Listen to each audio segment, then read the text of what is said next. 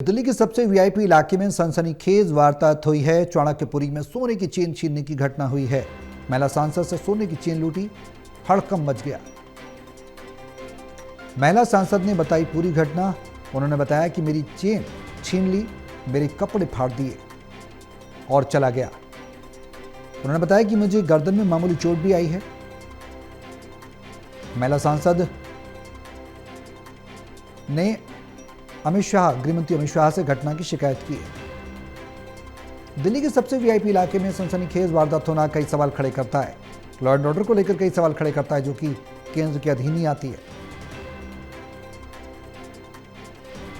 चाणक्यपुरी में सोने की चेन छीनने की पूरी घटना हुई है। महिला सांसद ने अमित शाह से भी, गृहमंत्री अमित शाह से भी शिकायत की है।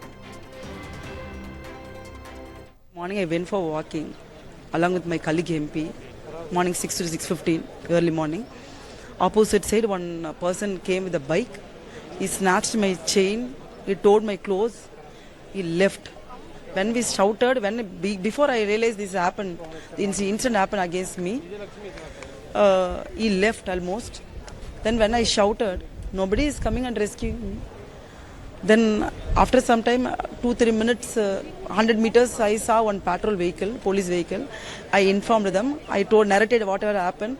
He not even respond anything.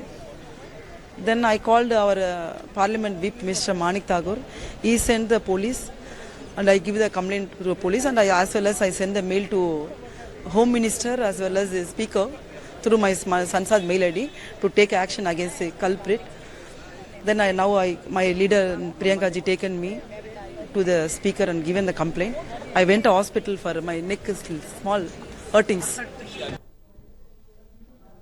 तो तमिलनाडु की सांसद हैं आर सुधन, उनकी चेन स्नैच की है। उन्होंने शिकायत भी की है इस पूरे मामले की और कार्रवाई की मांग की है। लॉ एंड ऑर्डर को लेकर कई सवाल अब खड़े होने लगे हैं। जब सांसद ही सुरक्षित नहीं है तो आम आदमी का भला क्या होगा, दिल्ली में ये सवाल है।